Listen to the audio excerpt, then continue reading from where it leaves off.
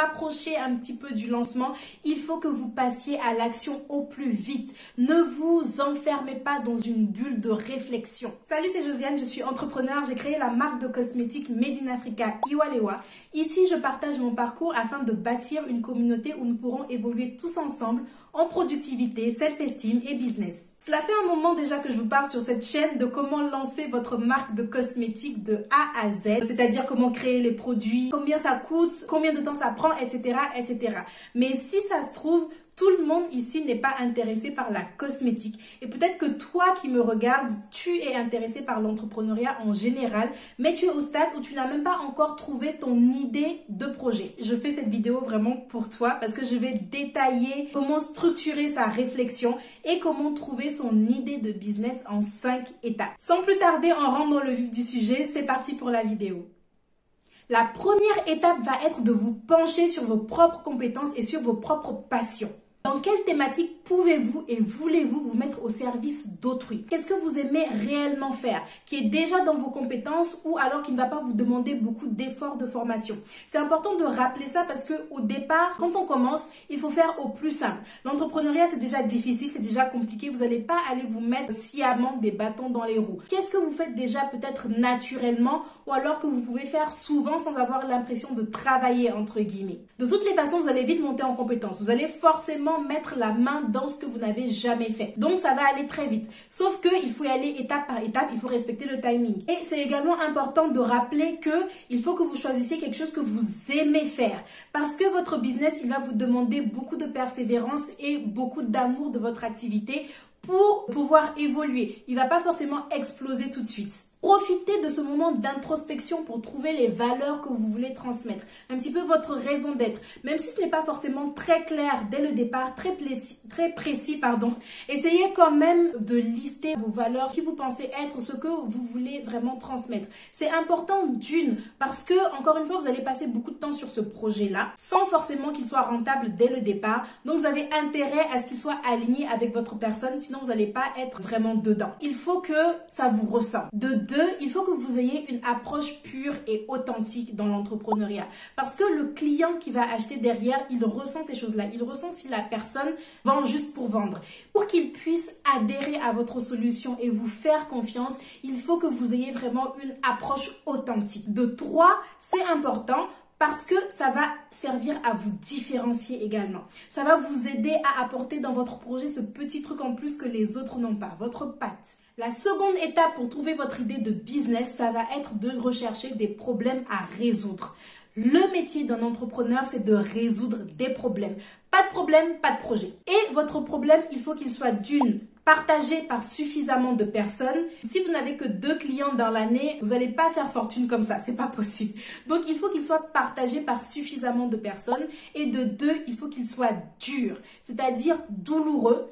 Il faut que ce problème-là, cette situation impacte vraiment votre client, mais vraiment que ça le dérange. Dans le domaine du marketing, on dit il faut que le problème empêche la cible de dormir la nuit. Parce que c'est pour ce genre de problème-là que la personne va être encline à sortir son argent, à acheter votre produit. On ne dépense pas son argent juste comme ça pour faire plaisir à l'entrepreneur qui l'a créé. Non, non, non. On dépense son argent parce qu'on a envie d'avoir une solution à un problème qui nous dérange vraiment. De deux, votre problème, il doit être urgent pour la cible. C'est-à-dire que votre client, il faut qu'il soit enclin à vouloir acheter maintenant, pas dans 5 ans. De trois, il faut que votre problème, il soit reconnu. Il faut qu'il soit reconnu par la cible, qu'elle soit consciente qu'elle a un problème. Parce que sinon, ça va pas le faire. Imaginez, essayez d'aller vendre, je sais pas, un test de grossesse à une fille qui est déjà persuadée qu'elle n'est pas enceinte. Ça sert à rien, elle va pas acheter votre test.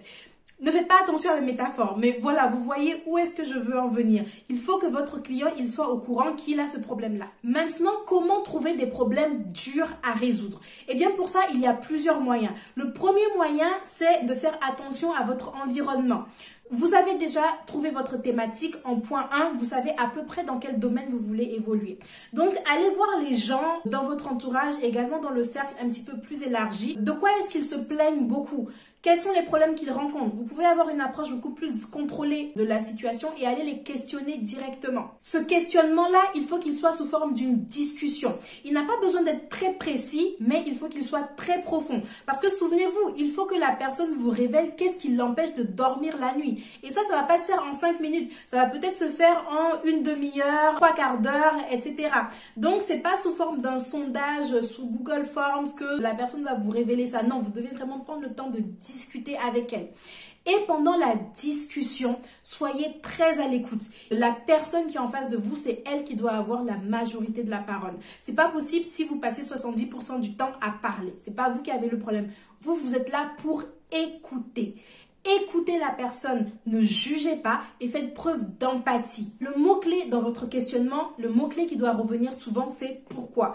Pourquoi ça permet de creuser une certaine question, d'aller plus en profondeur d'un certain sujet, de guider la personne, de la faire aller à l'essentiel et surtout d'avoir beaucoup d'informations. Le second moyen de trouver un problème dur à résoudre, c'est de faire attention à vous-même. Peut-être que vous-même déjà vous êtes dans une situation, peut-être que vous-même vous avez un certain problème que vous pensez qui est partagé par suffisamment de personnes. Parce que oui, attention, il ne faut pas que vous soyez le seul à avoir ce problème spécifique. Il faut qu'il soit partagé par suffisamment de personnes, souvenez-vous. Parce que si vous êtes le seul à vendre et à acheter votre produit, ça va pas le faire non plus. Donc voilà, soyez attentifs à vous-même. Il y a beaucoup d'entrepreneurs qui ont lancé leur business parce qu'ils étaient dans une situation que eux-mêmes, ils avaient envie de changer. Troisième moyen de trouver un problème dur à résoudre, c'est de faire des recherches sur Internet. Aujourd'hui, en 2020, quand on n'a pas la réponse à quelque chose, c'est quoi le premier réflexe? C'est d'aller taper sur Google. Internet, ça peut être aussi une bonne mine d'informations. Vous avez déjà votre thématique, encore une fois. Peut-être qu'il y a des créateurs de contenu sur les réseaux sociaux ou autres qui parlent déjà de cette thématique. Allez voir dans leur section commentaires quelles sont les questions qui reviennent souvent. Qu'est-ce que les gens, de quoi les gens parlent souvent, de quoi ils se plaignent souvent. Pareil, vous pouvez aller voir les forums de discussion, les groupes sur Facebook. Ça, c'est vraiment une mine d'informations parce que les gens partagent librement les difficultés qu'ils rencontrent dans une certaine thématique. Il y a vraiment 1000 façons de trouver son idée. Ici, j'en ai présenté que 3, mais vous pouvez en avoir vraiment beaucoup plus. L'opportunité, elle est là partout pour qui veut et qui sait la voir. Troisième étape, vous allez maintenant confronter les quelques idées que vous avez aux personnes que vous avez interrogées. Vous n'êtes pas encore au stade où vous avez une idée très claire, très précise, mais quand vous allez questionner les personnes, vous allez rentrer chez vous, vous allez prendre un papier, un stylo et vous allez brainstormer sur les solutions que vous pouvez mettre en place, des solutions différenciantes qui n'existent pas encore sur le marché. Une fois que vous avez ces petits briefs d'idées-là, il faut que vous retourniez voir les gens parce que ce sont ces gens-là qui rencontrent le problème. Donc, c'est à eux que la solution doit plaire parce que, encore une fois, c'est eux qui vont acheter votre produit. Même si vous êtes dans le cas où vous avez trouvé votre idée en partant de vous, d'un problème que vous avez rencontré vous, il faut que vous confrontiez votre idée aux gens. Parce qu'il y a beaucoup d'entrepreneurs qui font l'erreur de fabriquer, de mettre sur le marché un produit qui leur plaise à eux-mêmes. Et finalement, ils se mettent dans leur coin, ils fabriquent eux-mêmes le produit, ils engendrent des coûts de fabrication sans avoir au préalable testé leur idée auprès des personnes, auprès des cibles potentielles. Du coup, lorsqu'ils sortent le produit sur le marché, personne ne veut l'acheter et ils ont juste perdu de l'argent pour rien. Donc, n'hésitez pas vraiment à confronter votre idée à chaque étape de développement de votre projet. Faites intervenir des personnes. Demandez-leur, est-ce que tu achèterais ça? Ah oui, pourquoi? Qu'est-ce que je peux améliorer? Et surtout, ne dites pas, je ne vais pas partager mon idée parce que j'ai peur qu'on me la vole. Vous avez besoin de partager votre idée pour l'affiner, vous avez besoin de partager votre idée pour recueillir l'avis des gens et pour que les bonnes personnes vous aident à mener votre projet. C'est en partageant l'idée qu'on fait des rencontres, que des personnes disent « Ah, ça m'intéresse, moi je connais tel qui fait ça, moi je connais ci. » Donc, n'hésitez pas à partager. Et puis, de toute façon, s'il y a une personne qui vient vous voler votre idée, et quoi? La personne sera votre cobaye, laissez-la mettre le projet en place. Si ça se casse la figure, vous aurez évité quelque chose. Et si jamais le projet marche, vous faites encore mieux. Dans tous les cas, on dit que l'idée, elle n'est rien. Tout est dans la passion et la capacité d'exécution. Si quelqu'un vient simplement voler une idée pour voler une idée alors qu'il n'est pas vraiment passionné par ce domaine-là, moi je pense qu'il ira vraiment pas bien loin. Vous pourrez faire beaucoup mieux que lui parce que vous aurez cette différence-là, cette passion en vous qui fera que vous pourrez dépasser tous les obstacles. Quatrième étape maintenant, ça va être d'affiner votre idée en fonction des avis que vous avez pu recueillir. Vous avez beaucoup interrogé les gens, vous les avez questionnés, vous avez eu des briefs d'idées, vous êtes retourné les voir pour qu'ils vous donnent leurs remarques. Maintenant, vous avez vraiment de quoi affiner votre idée, la préciser un petit peu. Encore une fois, elle n'a pas à ce stade à être parfaite. On ne recherche pas la perfection, on cherche l'amélioration à chaque étape. Je n'ai pas précisé tout à l'heure, mais allez voir des personnes le plus neutre possible.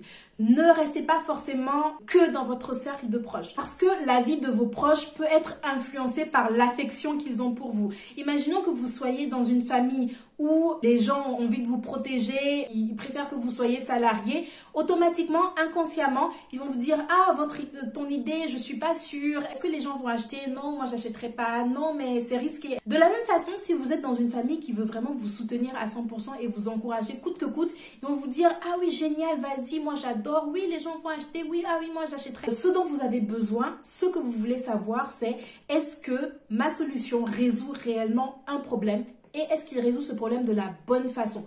Pour cela, vous devez aller voir des gens le plus neutre possible qui rencontrent réellement ce problème-là. Eux, ils vont vous dire s'ils vont acheter ou s'ils ne vont pas acheter. Donc là, l'émotionnel n'a rien à voir dans les réponses que vous cherchez. Vous voulez de la logique et du rationnel. Cinquième étape, l'action. Alors maintenant, c'est crash test. Vous avez affiné votre idée au plus possible. Vous vous rapprochez un petit peu du lancement. Il faut que vous passiez à l'action au plus vite. Ne vous enfermez pas dans une bulle de réflexion. Vous connaissez peut-être des gens comme ça qui, à chaque année, chaque jour, vous allez les voir, ils vont vous dire « Ah, j'ai un nouveau projet. Ah non, mais tu sais, mon projet là, oui, j'ai un projet, etc. etc. » Mais ils ne lancent jamais. Ils ne lancent jamais rien. Pourquoi? Parce qu'ils sont enfermés dans une bulle de réflexion. Et c'est normal parce que la réflexion intense engendre du stress, engendre de la peur. Et la peur engendre l'inaction. Et vous savez le moment où j'ai vraiment compris ça? C'est une histoire que j'aime bien raconter quand je donne des conférences ou autres. J'étais en 2e année et à cette époque-là, je faisais de l'escalade en option sport. Notre prof d'escalade, il aimait beaucoup nous faire un exercice pour montrer que l'escalade, c'était pas si dangereux, qu'il fallait pas avoir peur en fait que le mur n'était pas si haut.